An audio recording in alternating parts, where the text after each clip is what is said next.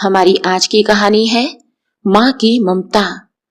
आज अभिषेक ऑफिस से जैसे ही घर लौटा तो देखा कि उसके दोनों बच्चे टीवी देखने में मस्त थे और उसकी पत्नी भावना रसोई घर में खाना बना रही थी।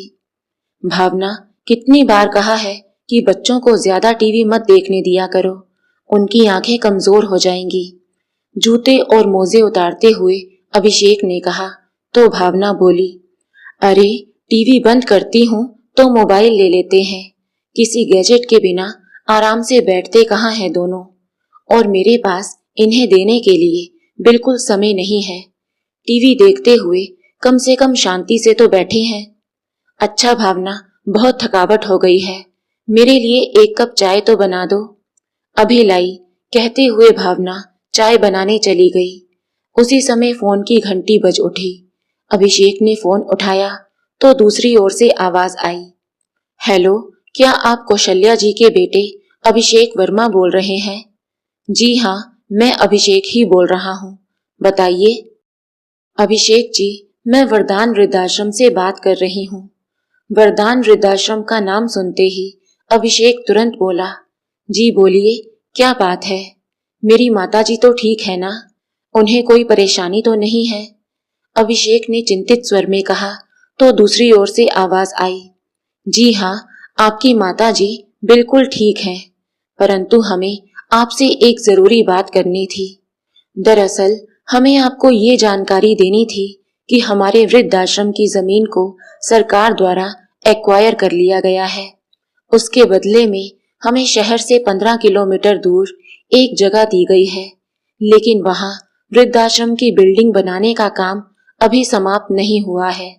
हमें उम्मीद है कि 1 महीने के अंदर अंदर ये काम भी पूरा हो जाएगा, परंतु इस सारी प्रक्रिया में हमारी यही कोशिश है कि वृद्ध लोगों को कोई भी परेशानी या असुविधा ना हो।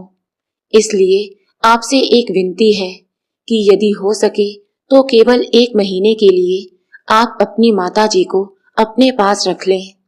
जैसे ही बिल्डिंग बनाने का काम पूरा हो जाएगा और सारी सुविधाओं का इंतजाम हो जाएगा, हम आपको सूचित कर देंगे। जी ठीक है, मैं कल सुबह ही वहां पहुंचता हूँ और माँ जी को वहां से ले जाता हूँ। ऐसा कहकर अभिषेक ने फोन रख दिया। फोन सुनते ही अभिषेक कुछ सोच विचार में पड़ गया। तभी उसकी पत्नी भावना चाय लेकर आई और बोली, किस सोच विचार में डूबे हैं? फोन किसका था? तो अभिषेक ने कहा, भावना, वृद्धाश्रम से फोन आया था। वो बता रहे थे कि उनका वृद्धाश्रम शहर से बाहर स्थानांतरित किया जा रहा है। सरकार की तरफ से उन्हें नई जगह अलॉट की गई है, लेकिन वहां बिल्डिंग बनाने का काम अभी पूरा नहीं हुआ है। इसलिए हमें माँ जी को कुछ दिनों के लिए अपने पास रखना होगा। इतना सुनते ही भावना के पैरों तले जमीन खिसक गई। क्या? और तुमने भी हाँ कर दी? चौंकते हुए भावना बोली, अरे तो और क्या करता भावना, अपनी माँ को तकलीफ झेलने के लिए ऐसे ही छोड़ देता। लो, बैठे बिठाए अब एक और मुसीबत, भावना मुंह बनाते हुए बोली। तो अभिषेक ने कहा, देखो भावना, उम्र के इस पड़ाव पर जब मेरी माँ को मेरी सबसे ज्यादा जरूरत थी, तब केवल तुम्हारी जिद के कारण ही मैंने उन्हें वृद्धाश्रम में छोड़ दिया और अपने फर्ज से मुंह मोड़ लिया। सिर्फ तुम्हारी वजह से ही मेरी माँ अपने इकलौते बेटे के साथ नहीं रह पा रही, और अब यदि उनकी सुविधा का ख्याल रखते हुए मैं उन्हें कुछ दिनों के लिए यहाँ लेकर आना चाहता हूँ, तो ये भी तुम्हें बहुत बड़ी मुसीबत लग रही है। फिर भावना गुस्से से भड़कते हुए बोली, अभिषेक, इतना तो तुम भी जानते हो कि पेट में इन्फेक्शन की वजह से हमारे बेटे सोनू को आए दिन डॉक्टर के पास मुझे लेकर जाना पड़ता है। उसके लिए मैं पहले ही ऑफिस से बहुत छुट्टियां ले चुकी हूँ, फिर भी उसकी तबीयत जस की तस बनी हुई है। क्या पता कब ये परेशानी दूर होगी। ऊपर से अब तुम्हारी माँ भी। रहने दो, मुझे तुमसे बात ही नहीं करनी है, कहते हुए भावना नाराजगी जताते हुए पैर पटकती हुई चली गई। अगले दिन अभिषेक सुबह जल्दी उठ गया और अपनी पत्नी की परवाह किए बिना तैयार होकर अपनी गाड़ी में बैठकर माँ को वृद्धाश्रम से लाने चला गया। उधर आश्रम में वहां की संचालिका ने कौशल्या जी को पहले ही बता दिया था कि आज उन्हें लेने के लिए उनका बेटा आ रहा है और वो 1 महीने के लिए अब अपने बेटे के घर पर ही रहेंगी। ये सुनकर कौशल्या जी के चेहरे पर मुस्कान आ गई थी। आज इतने दिनों बाद अपने बेटे का चेहरा देखेंगी, ये सोचकर उनके दिल को खुशी होने लगी। लेकिन फिर अगले ही पल इस बात से उदास भी हो गई कि उनका बेटा अपनी मर्जी से तो उन्हें लेने नहीं आ रहा, बल्कि अपनी माँ को अपने घर रखना उसकी एक मजबूरी है। बुझे मन से कौशल्या जी एक बैग में अपने कपड़े रखने लगी। बिस्तर के पास रखी टेबल पर उन्होंने अपने छोटे से परिवार की एक तस्वीर रखी हुई थी, जिसमें उनके पति राम कुमार जी ने अपने 1 साल के बेटे अभिषेक को बड़े प्यार से गोद में उठाया हुआ था। उस तस्वीर को बैग में रखने से पहले उसे उठाकर निहारने लगी और उसी क्षण उनके कानों में उनके नन्हे से अभिषेक की किलकारियां गूंजने लगी। एकाएक कौशल्या जी अपने अतीत में खो गई और उनके सामने अपने बेटे के बचपन की यादें जीवंत हो उठी। एक समय था जब कौशल्या जी अपने पति राम कुमार जी के साथ गांव में रहा करती थी। गांव में ही एक सरकारी स्कूल में शिक्षक थे राम कुमार जी, जबकि कौशल्या जी स्वयं तो बहुत अधिक पढ़ी लिखी नहीं थी, परंतु एक समझदार और कुशल गृहिणी थी। गांव में उन लोगों की बहुत अच्छी खेती बाड़ी हुआ करती थी और पुश्तैनी घर था। हालांकि बहुत अधिक खुशहाली तो नहीं थी, परंतु किसी चीज की कोई कमी भी नहीं थी। कमी थी तो बस ये कि शादी के 5 साल बीत जाने के बाद भी उनकी कोई संतान नहीं हुई थी।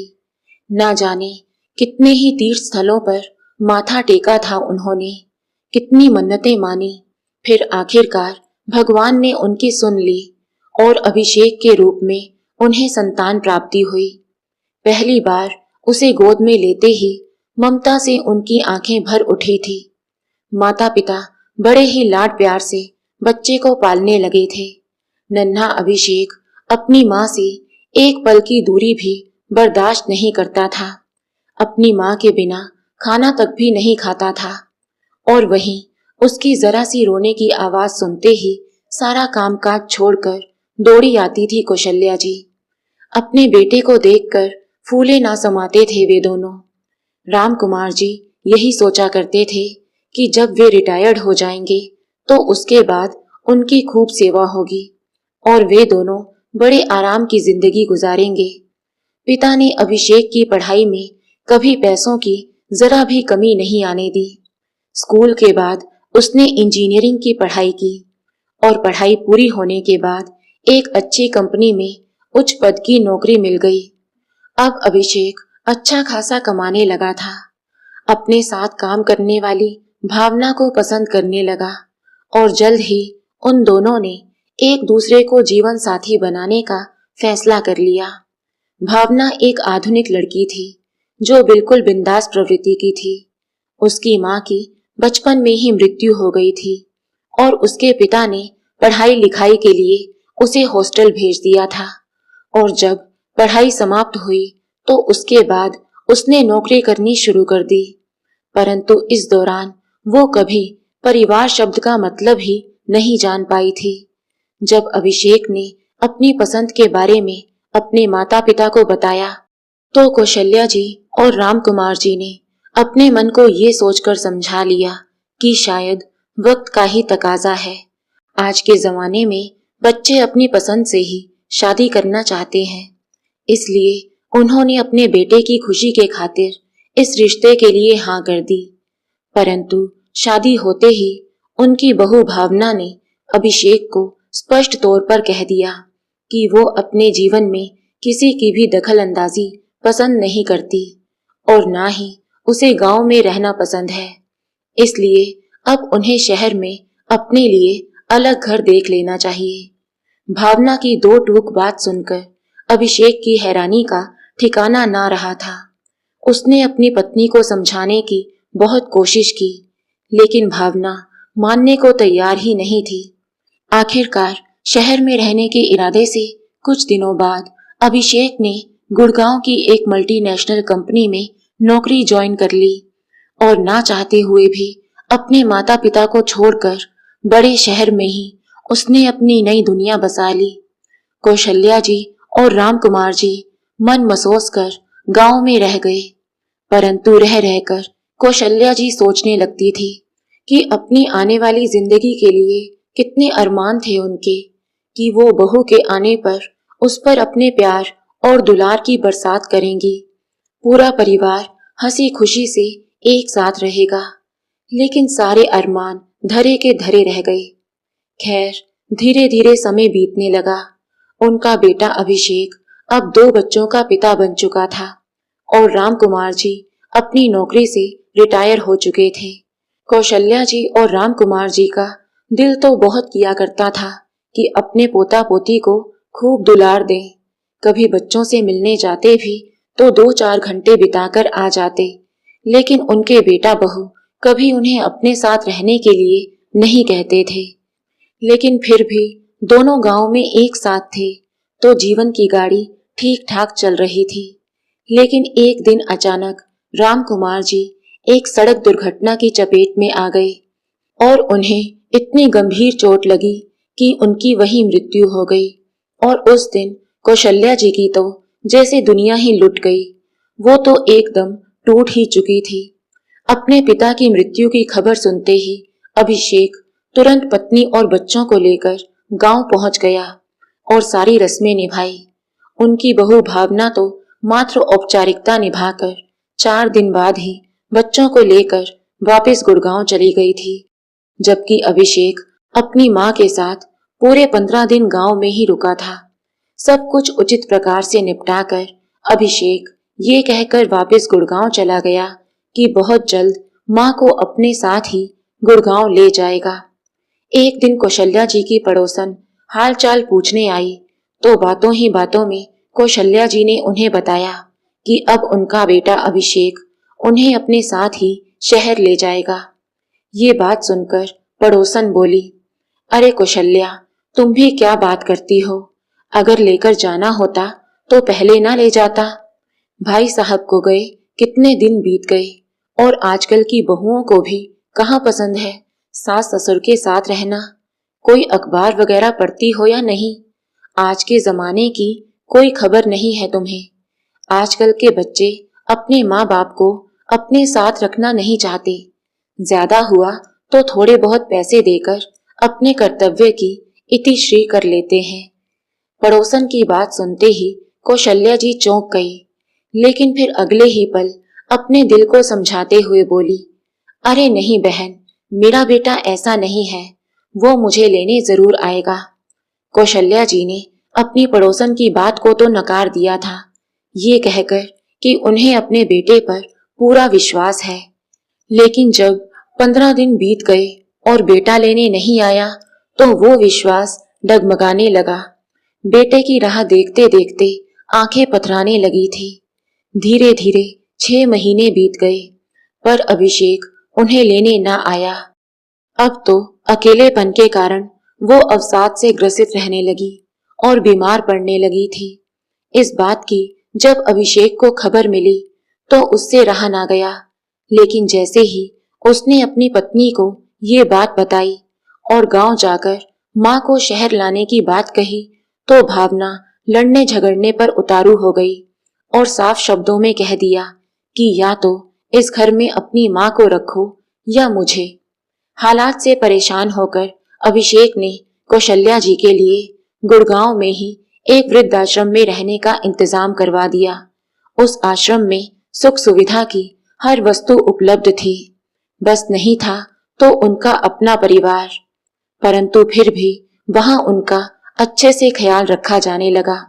रोज सुबह उठकर कौशल्या जी अपने हम उम्र लोगों के साथ योगाभ्यास करने लगी और दिन में कोई धार्मिक पुस्तक पढ़ लेती या फिर बागवानी में स्वयं को व्यस्त रखती। परिणाम स्वरूप धीरे धीरे उनकी सेहत में सुधार आने लगा था। आज उन्हें वृद्धाश्रम में आए 5 साल बीत चुके थे, इस दौरान अभिषेक कभी कभार उनसे मिलने आ जाया करता था, परंतु इस बार शायद काम की व्यस्तता के कारण 6 महीने बीत चुके थे। उनका बेटा उनसे मिलने नहीं आया था। पुरानी यादों के समुद्र में गोते खाती कौशल्या जी अभी ये सब सोच ही रही थी कि अचानक पीछे से आवाज आई, माँ कैसी हैं आप? अभिषेक ने माँ के चरणों में प्रणाम करते हुए कहा तो अपने बेटे का चेहरा देखते ही कौशल्या जी के अधरों पर एक मधुर मुस्कान फैल गई। एकाएक सब कुछ भूलकर बेटे को ढेरों आशीर्वाद देने लगी। माँ का सामान गाड़ी में रखकर अभिषेक उन्हें अपने साथ बिठाकर ले आया। घर पहुंचकर दरवाजे की घंटी बजाई तो भावना ने दरवाजा खोला। अभिषेक के कहने पर आज भावना ने ऑफिस से छुट्टी ले ली थी। अपनी सासू माँ को अपने सामने देखकर भावना ने थोड़ी हिचकिचाहट के साथ उनके पैर छुए। उनका सामान उठाकर अभिषेक अंदर रखने लगा और कौशल्या जी अपनी बहू को देखकर मुस्कुराते हुए उसके सिर पर बड़े प्यार से हाथ फेरने लगी और खूब आशीर्वाद देने लगी। फिर भावना भी एक फीकी सी मुस्कान के साथ बोली, माँ जी आइए अंदर आकर बैठिए। किसी के आने की आवाज कानों में पड़ी तो दोनों बच्चे भी तुरंत कमरे से बाहर दौड़े चले आए। मम्मी आप किससे बात कर रही थी? कौशल्या जी की 6 वर्ष की पोती बोली। तभी 8 वर्ष का उसका भाई सोनू शरारती लहजे में उसके सिर पर एक चपत लगाते हुए बोला, अरे देख तो मेहमान आए हैं हमारे घर पर। तभी पीछे से अभिषेक आया और मुस्कुराते हुए कहने लगा, अरे नहीं बेटा, ये कोई मेहमान नहीं है, ये तुम्हारी दादी माँ है। पता है जब तुम बिल्कुल छोटे से थे तब इनसे मिले थे। अच्छा अब चलो जल्दी से इनके पैर छूकर आशीर्वाद लो। अपने प्यारे से पोता पोती को देखकर कौशल्या जी फूली नहीं समा रही थी। उन्होंने दोनों बच्चों को अपने सीने से लगाकर बहुत लाड दुलार किया और गुड़िया को तो अपनी गोदी में ही बिठाकर उससे बातें करने लगी। दोनों बच्चे भी उनके साथ हंसने बतियाने लगे, लेकिन ये सब भावना को बिल्कुल अच्छा नहीं लग रहा था। अंदर ही अंदर उसके कलेजे पर सांप लौट रहे थे। एक तरफ उसे ये समझ नहीं आ रहा था कि अपने 2 कमरों के फ्लैट में वो सासू माँ के रहने की व्यवस्था कहाँ करे। वहीं दूसरी ओर मन ही मन अपने पति पर उसे गुस्सा भी आ रहा था कि अगर अपनी माँ को वृद्धाश्रम से लेकर आना उनके लिए इतना ही जरूरी था तो गांव क्यों नहीं छोड़कर आ गए उन्हें। यहाँ मेरे सिर पर लाकर बिठाने की क्या जरूरत थी। अपनी बहू का स्वभाव तो कौशल्या जी भी जानती थी। भावना के फूले हुए चेहरे से उसकी नाराजगी साफ साफ दिखाई दे रही थी, परंतु उसके इस रवैये को नजरअंदाज करते हुए कौशल्या जी बच्चों से कहने लगी, अरे बच्चों, आज तुम्हारी दादी इतने समय बाद तुम्हारे घर आई है तो क्या अपना कमरा नहीं दिखाओगे अपनी दादी को? हाँ हाँ दादी जरूर दिखाएंगे, कहते हुए दोनों बच्चे दादी का हाथ पकड़कर अपने कमरे में ले गए। फिर अभिषेक बोला, बच्चों अपनी दादी का सामान भी अपने कमरे में ही रख दो। आज से दादी तुम्हारे पास तुम्हारे कमरे में ही सोएंगी। फिर एक प्यारी सी मुस्कान के साथ अभिषेक ने कहा, तुम्हें पता है कि तुम्हारी दादी ढेर सारी अच्छी अच्छी कहानियां सुनाती हैं, इसलिए रात के समय सोने से पहले उनसे कहानी जरूर सुनना, तुम्हें बहुत मजा आएगा। इतना सुनते ही दोनों बच्चे खुशी से चहकने लगे। कमरे में बैठे हुए दोनों बच्चे कभी अपनी दादी को अपने खिलौने दिखाने लगते तो कभी उनके साथ कोई गेम खेलने की जिद करने लगते। इधर भावना ने डाइनिंग टेबल पर खाना लगाया तो कौशल्या जी दोनों बच्चों के साथ खाना खाने के लिए कुर्सी पर आ बैठी। अभिषेक भी हाथ मुंह धोकर आ गया था।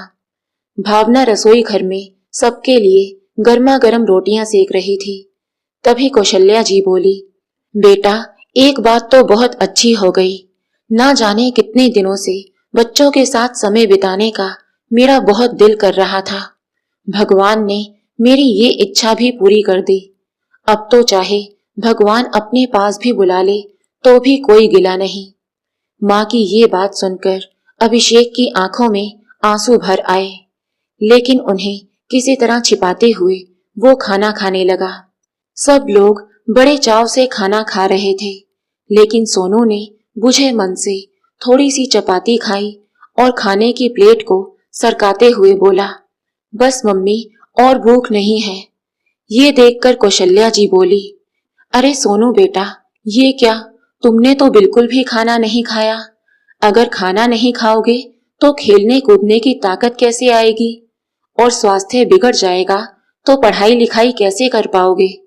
फिर अभिषेक ने कहा, माँ, वो बात ये है कि सोनू को पेट में इन्फेक्शन चल रहा है, जिस वजह से उसे अक्सर पेट दर्द और उल्टी की शिकायत रहती है और भूख भी बहुत कम लगती है।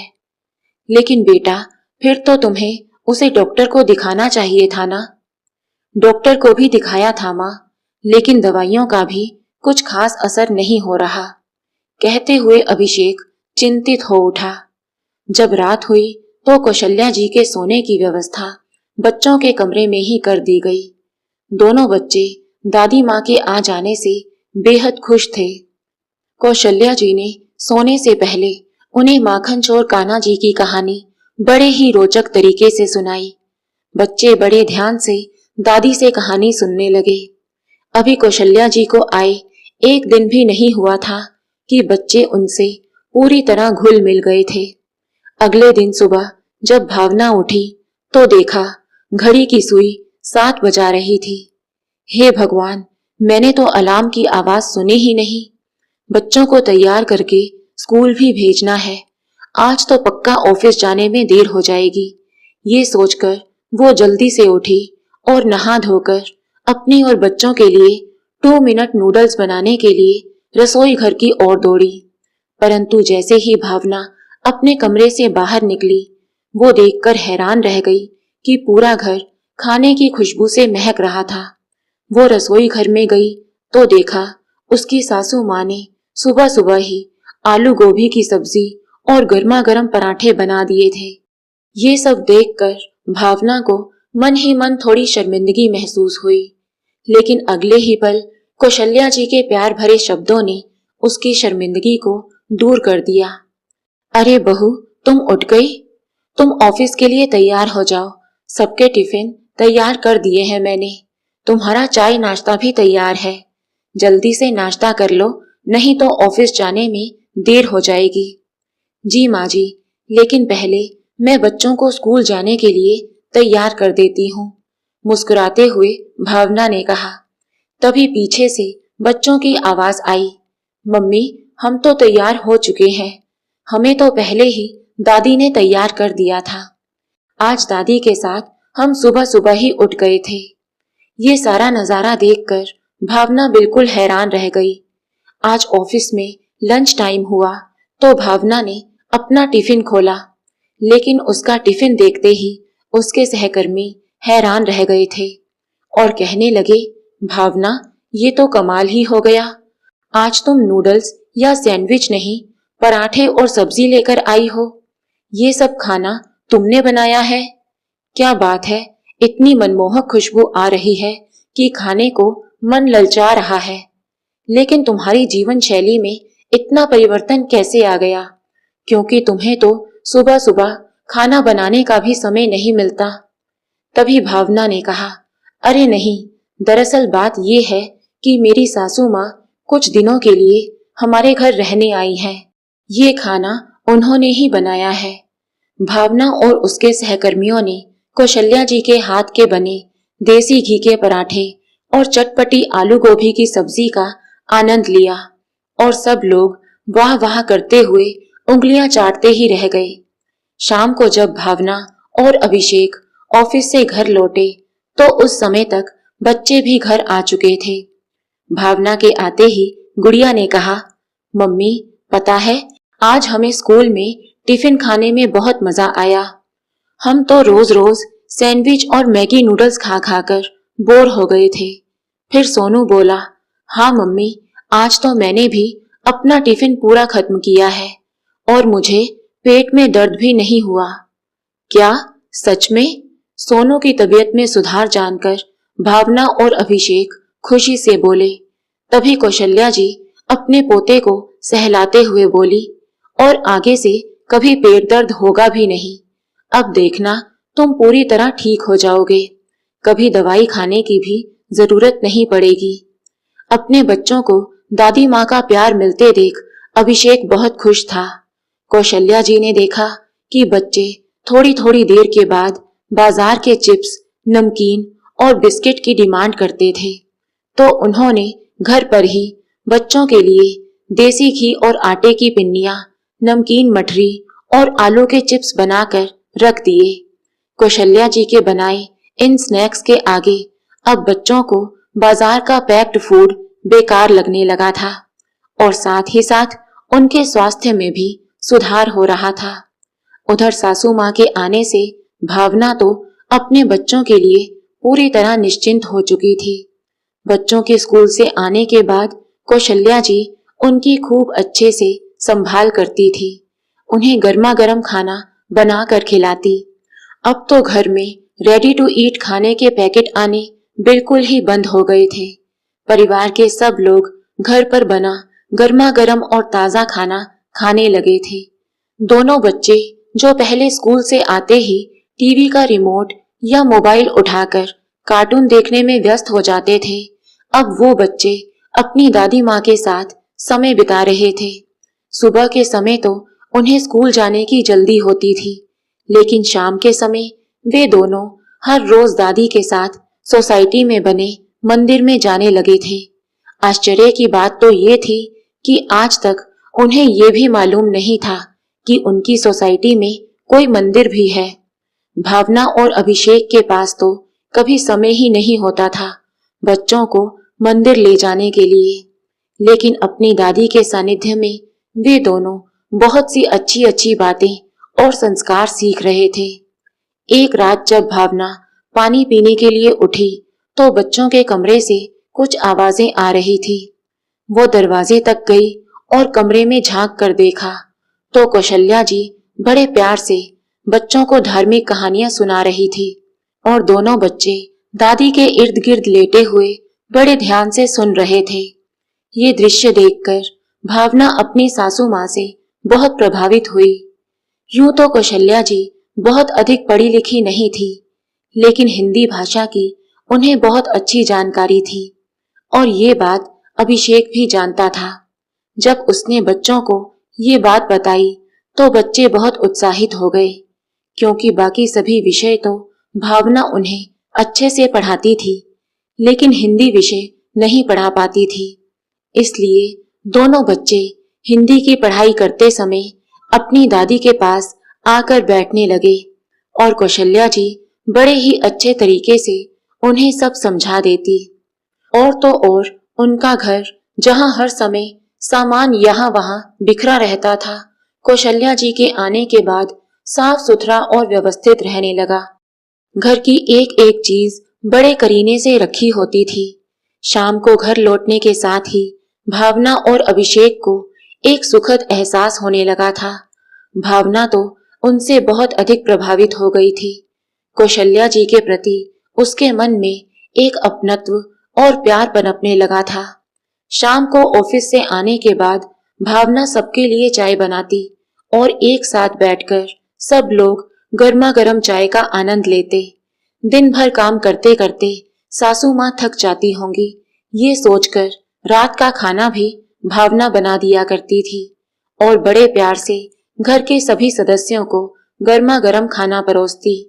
कौशल्या जी को अपने बेटे के घर आए हुए महीना होने को आया तो एक दिन अभिषेक के पास वृद्धाश्रम से फोन भी आ गया। मिस्टर अभिषेक, आश्रम की नई बिल्डिंग तैयार हो गई है। अब आप अपनी माता जी को यहाँ छोड़कर जा सकते हैं।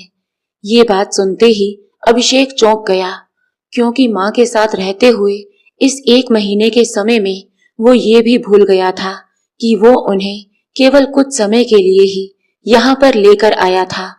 लेकिन अब माँ को वापस छोड़ने जाने का उसका बिल्कुल भी मन नहीं था। भरे गले से उसने अपनी पत्नी भावना को माँ को वृद्धाश्रम छोड़ने जाने की बात कही तो भावना भी कुछ परेशान सी हो गई। फिर कहने लगी, क्या माँ जी भी यहाँ से जाना चाहती हैं? तो अभिषेक ने कहा, नहीं तो उन्होंने ऐसा कुछ नहीं कहा। उनके आने से तुम्हें परेशानी हो रही होगी ना, इसलिए मैंने सोचा है कि कल ही मैं माँ को वापस छोड़ आऊंगा।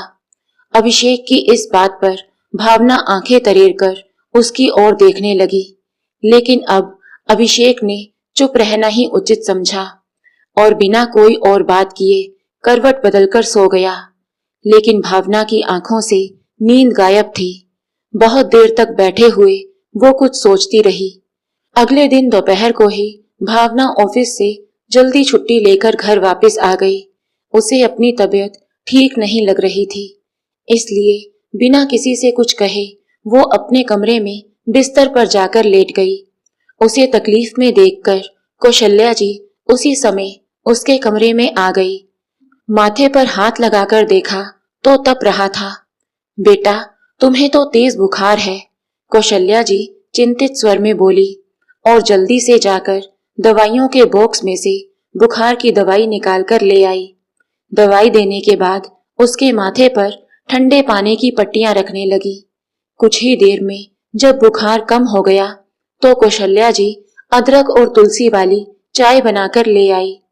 थोड़ी देर में भावना का बुखार तो उतर गया था, लेकिन अब भी उसकी आंखों से लगातार आंसू बहते जा रहे थे। अभिषेक भी अब तक घर लौट चुका था, परंतु भावना को परेशानी क्या है कौशल्या जी की समझ में नहीं आ रहा था। बिना किसी को कुछ बताए वो बस रोती ही जा रही थी। लेकिन शायद अभिषेक भावना के रोने का कारण जान चुका था, इसलिए उसने जानबूझकर अपनी माँ को वृद्धाश्रम छोड़ने के लिए उनका सामान पैक करना शुरू कर दिया। ये देखकर भावना अपनी सासू माँ से लिपटकर फूट फूट कर रो पड़ी और बोली, माँ जी, मुझे माफ कर दीजिए, मैंने आपके प्यार को समझने में बहुत देर कर दी।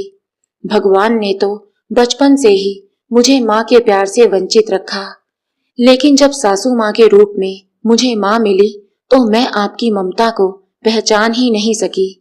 ऐसा निस्वार्थ प्रेम तो सिर्फ एक माँ ही अपने बच्चों के साथ कर सकती है। अपनी बहू भावना के मुंह से अपने लिए प्यार भरे शब्द सुनकर कौशल्या जी भी भाव विभोर हो उठी। आंखों से आंसू बहने लगे। तभी भावना रूंधे स्वर में बोली, लेकिन माँ जी, अब आप अपनी इस बेटी को छोड़कर कहीं नहीं जाएंगी, यहीं हमारे साथ रहेंगी। इस आधुनिक जीवन की भाग दौड़ में मैं तो समझ ही नहीं पाई थी कि हमारे बड़े बुजुर्गों का हमारे जीवन में कितना महत्व है। बच्चों के जीवन पर दादा दादी द्वारा दिए गए संस्कारों और शिक्षा का कितना सकारात्मक प्रभाव पड़ता है। इस बात का एहसास तो मुझे आपके साथ रहने के बाद हुआ। लेकिन माँ जी, सच कहूँ तो परिवार शब्द का अर्थ भी मैं आपके साथ रहने के बाद ही जान पाई हूँ। और माँ जी, अब तो मुझे भी आपसे तरह तरह के पौष्टिक और स्वादिष्ट पकवान बनाने सीखने हैं। अब तो मैं आपको कहीं जाने नहीं दे सकती। ऐसा कहते हुए उसने अपनी सासू माँ के गले में अपनी बाहें डाल दी और फिर से रोने लगी। चल हट पगली, इतना भी कभी कोई रोता है क्या? कौशल्या जी ने उसे प्यार से झिड़कते हुए कहा और उसकी आंखों के आंसू पोंछते हुए बोली, अरे, अपनी बहू से इतना प्यार पाने के बाद तो मैं भी उसे छोड़कर नहीं जा सकती। तभी पीछे से दोनों बच्चे आए और दादी माँ की टांगों से कस कर लिपट गए। फिर शरारत भरे लहजे में बोले, दादी, आप जाना भी चाहेंगी ना तो भी जाने नहीं देंगे। अब हम आपको नहीं छोड़ेंगे।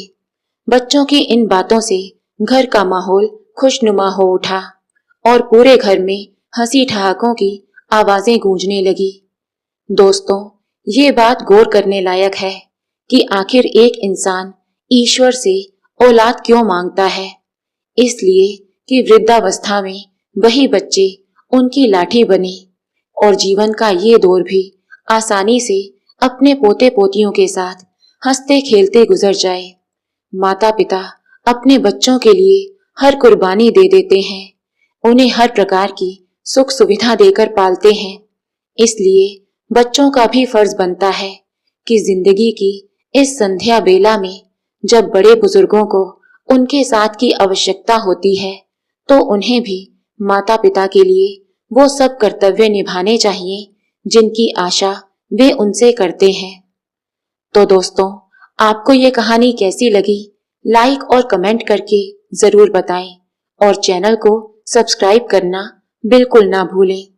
मिलते हैं एक नई कहानी के साथ। बहुत बहुत धन्यवाद।